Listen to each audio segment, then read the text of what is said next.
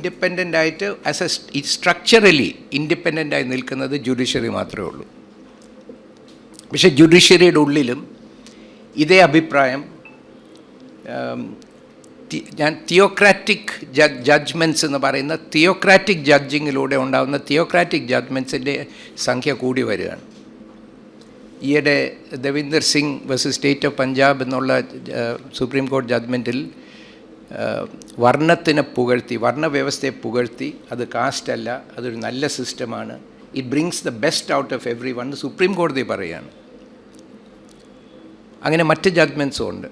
അത് കോൺസ്റ്റിറ്റ്യൂഷനിൽ വർണ്ണവ്യവസ്ഥ ഒരു good സിസ്റ്റമാണെന്നുള്ളൊരു value ഇല്ല, മറിച്ച് കോൺസ്റ്റിറ്റ്യൂഷനിൽ അതൊരു വേറൊരു വിഷയമാണ്. 20 വെപ്പൺസ് ഓഫ് കാസ്റ്റ് ഡിസ്ട്രക്ഷൻ ഉണ്ട്, വർണ്ണ ഡിസ്ട്രക്ഷൻ കോൺസ്റ്റിറ്റ്യൂഷൻ്റെ ഉള്ളിലുണ്ട്. അനൈഹിലേഷൻ ഓഫ് കാസ്റ്റാണ് കോൺസ്റ്റിറ്റ്യൂഷൻ്റെ ഉദ്ദേശം.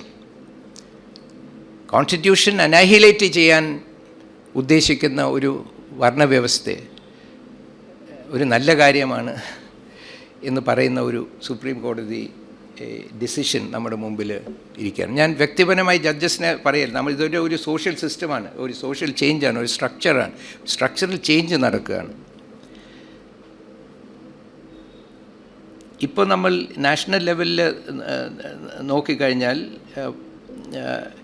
ഈ കോൺസ്റ്റിറ്റ്യൂഷൻ്റെ എതിരെയുള്ള അറ്റാക്ക് 12 വൈറ്റൽ ഓർഗൻസ് ഓഫ് കോൺസ്റ്റിറ്റ്യൂഷൻ്റെ എതിരെ കോൺസെൻട്രേറ്റ് ചെയ്തിരിക്കുകയാണ്. നമ്മളെപ്പോഴും കോൺസ്റ്റിറ്റ്യൂഷനെ അറ്റാക്ക് ചെയ്യുന്നു, constitution is in trouble, constitution ഇങ്ങനെ പൊക്കി പിടിക്കുന്നു. അതിൽ 395 ആർട്ടിക്കിളുണ്ട്. പക്ഷെ ആക്ച്വലി അതിൻ്റെ എതിരെ അറ്റാക്ക് ഉണ്ടാകുന്ന വെറും 12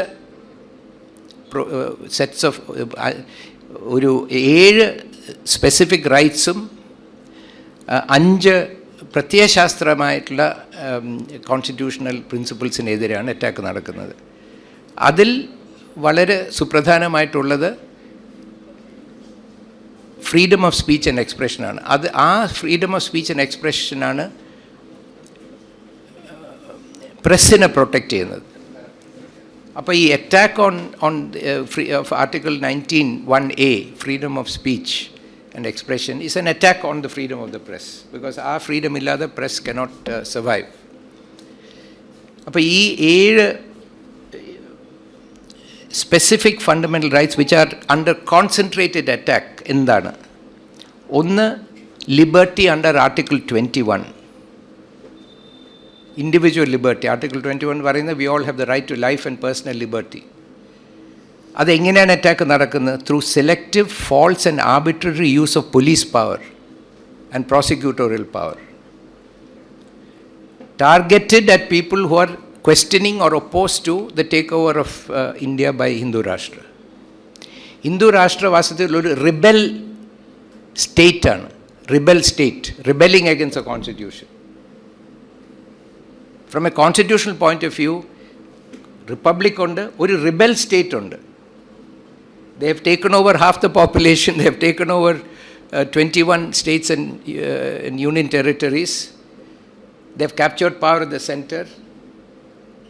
And they are attacking the soul of the constitution. അപ്പോൾ ലിബർട്ടി അണ്ടർ ആർട്ടിക്കിൾ 21, ഒരിക്കൽ വളരെ വിഖ്യാതനായ പ്രൊഫസർ ഉപേന്ദ്ര ബക്ഷി പറഞ്ഞു, ഈ കോൺസ്റ്റിറ്റ്യൂഷൻ വെച്ചാൽ പ്രിയാമ്പിളാണ്, the rest is a footnote. ഞാൻ പറയുന്നു കോൺസ്റ്റിറ്റ്യൂഷൻ എന്ന് വെച്ചാൽ ആർട്ടിക്കിൾ 21 ആണ്, the rest is a footnote. The right to life and personal liberty, അതിലെല്ലാം വരുന്നു. അതിനെ അറ്റാക്ക് ചെയ്യാണ് through selective prosecution, selective targeted at those who are against a rebel state. Now we have to consider this movement as a rebel state. അതിൻ്റെ എതിരെ നമ്മൾ move ചെയ്താൽ to defend the republic, then we are prosecuted and incarcerated and very often convicted without adequate evidence. A conviction is eventually overturned after spending many years in jail. Second is freedom of speech and expression. അതാണ് ഇന്നത്തെ ഈ നമ്മുടെ ഡിസ്കഷനിൽ ഏറ്റവും important ആയിട്ടുള്ളത്. അതിൽ I wish to point out a very important fact that not many people realize. ഈ ആദ്യത്തെ കോൺസ്റ്റിറ്റ്യൂഷൻ്റെ draft October 47 constituent അസംബ്ലിക്ക് കൊടുത്തത് കോൺസ്റ്റിറ്റ്യൂഷണൽ അഡ്വൈസർ ആയിരുന്ന ഒരു ബ്രിട്ടീഷ് ICS സിവിൽ സർവൻ്റ് ആയിരുന്ന ബെനഗാൾ നരസിംഹ റാവുവിൻ്റെ നേതൃത്വത്തിലുള്ള ഒരു ഡ്രാഫ്റ്റാണ്. ആ ഡ്രാഫ്റ്റിൽ right to freedom of speech and right to ഫ്രീഡത്തിനെ കുറിച്ച് ഇങ്ങനെയാണ് ആ ഡ്രാഫ്റ്റിൽ പറയുന്നത്. There shall be liberty for the exercise of the following rights subject to public order and morality. എന്നിട്ട് ABCDE എന്ന് 5 റൈറ്റ്സ് പറയുന്നു. വളരെ ബ്രീഫാണ്.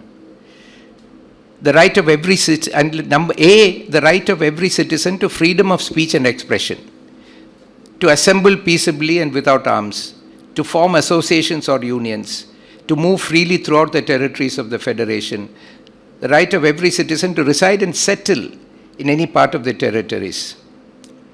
പിന്നെ പറയുന്നു, nothing in this section shall affect the operation of any law which in the interest of the public, including interests of minorities and special tribes, imposes restriction on exercise of any rights. അപ്പോൾ all rights including freedom, right to freedom of speech and expression are made subject to public order and morality in this B.N. Rao draft. പക്ഷേ ബാബാ സാഹബ് അംബേദ്കർ ഉണ്ടാക്കിയ നേതൃത്വത്തിൽ drafting committee draft ചെയ്ത ഇന്നത്തെ നമ്മുടെ constitution takes a very different approach. Article 19 മാറ്റുന്നു. അതിന് article 19 പറയുന്നത് എന്താണ്? പ്രൊട്ടക്ഷൻ, ആദ്യം the importance of freedom of speech. ആ ആർട്ടിക്കിൾ 19 സബ് ഹെഡിങ്ങിൽ ഒരൊറ്റ റൈറ്റിന് മാത്രമേ ആ ടൈറ്റിൽ ഇൻക്ലൂഡ് ചെയ്യുന്നുള്ളൂ. Protection of certain rights regarding freedom of speech etcetera. So you can see that of all the rights, the most important of the freedoms, the most important is freedom of speech. In the 19(1 പറയുന്നു, all citizens shall have the right to freedom of speech and expression, full stop. Subject to public order and morality എന്ന് അതിൽ പറയുന്നില്ല. ഇപ്പം 19 ഈ റാവു കൊടുത്ത ഡ്രാഫ്റ്റിൽ പറയുന്നത് എന്താണ്? ഇത് all rights including right to freedom of speech and expression is subject to public order and morality എന്നാണ്. പക്ഷേ നമ്മുടെ ബാബാ സാഹബ് അംബേദ്കറിൻ്റെ നേതൃത്വത്തിലുള്ള ഡ്രാഫ്റ്റിംഗ് കമ്മിറ്റി അതിനെ മാറ്റിയിട്ട്,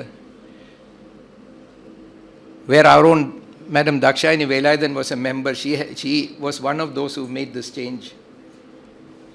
And they gave us Article 19(1)(a), which says all citizens shall have the right to freedom of speech and experience, full stop. Not subject to anything.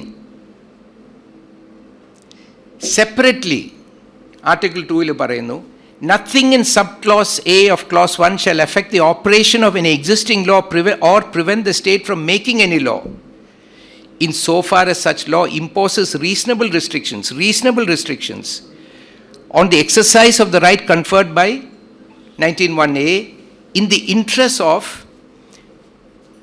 sovereignty, where speech may adversely affect, ഇത് ആ language എല്ലാം ഞാൻ interpret ചെയ്യാണ്, where the speech may adversely affect the position of India in the Committee of Nations internationally by affecting the sovereignty and integrity of India. Sovereignty and integrity of India is asserted against other countries, not against the people.